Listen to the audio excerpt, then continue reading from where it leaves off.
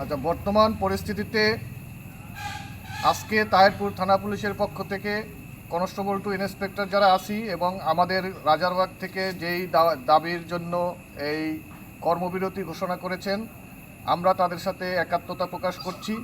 আজকের থেকেও তাহিরপুর থানার কর্মকাণ্ড বন্ধ থাকবে।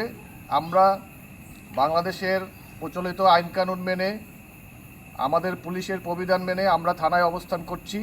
আমাদের থানার কোনো পুলিশ সদস্য অনুপস্থিত নাই এবং আমরা সবাই সুশৃঙ্খলভাবে থানায় আছি। আমাদের যে যৌক্তিক দাবিগুলো এগুলো মেনে নেওয়া হোক, তাইলেই আমরা আবার পুনরায় কর্মতে ফিরব।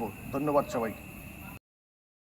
থেকে আইডি স্যার আসতেছে, কমিশনার আইছিল বের করে দিছি, অফিসার আইছিল বের করে দিয়েছে কিছুক্ষণ আগে। আমার গলার অবস্থা খারাপ, আমি ফোন রিসিভ করতে পারতেছি না। আমি একটা মেসেজ দেবো, এই মেসেজ সবাই ছড়াই দাও, বিভিন্ন গ্রুপে তোমরা দিয়ে দাও। ব্যাপার হচ্ছে এটা, নড়ালে যারা নেতৃত্ব দিচ্ছে তাদেরকে বলে দাও যে আন্দোলন যোদ্ধা না থাকলে আমরা কিন্তু হেরে যাব। ভাই, চাকরি করি বা না করি, চাকরি মেয়েকে করার দরকার নাই, আমাদের কিছু হবে না ইনশাল্লাহ।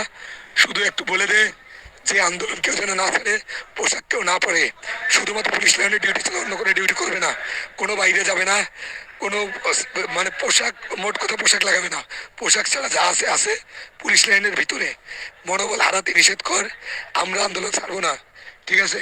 এটা সবাই বলে দে, যারা যেখানে আছে সবাই একটাই মেসেজ বলে দে, যারা নেতৃত্ব দিছে তাদেরকে বলে দে, নেতাদেরকে বলে দে যে ভাই তোরা অটুট থাক, তোরা প্রয়োজনে আমরা রাস্তায় নেমে যাবো ব্যানার নিয়ে নিয়ে। কেউ কেউ যেন মনে কর যে ভীতু না হয়। এখানে রাজারবাগে আমরা যা ইচ্ছা তাই করবো। আইজি আসতেছে, আইজির বক্তব্য রিটার্ন করবে। আইজিতে বক্তব্য দিচ্ছে, এই বক্তব্য মানি না, ঠিক আছে? আমাদের আন্দোলন নিম্নে আমরা 15 দিন চালাই যাবো, কতদিন পর্যন্ত হবে না। কেবল জনগণ শুরু করেছে পুলিশকে ডাকা, সেনাবাহিনী বলতেছে পুলিশকে নামাও, রাষ্ট্রপতি বলতে পুলিশকে মাঠে ফিরে আনো। ভাই, আন্দোলন ছেড়ে দিলে কিন্তু আমাদের দাবি পূরণ হবে না। সবাই ভালো থাকবে।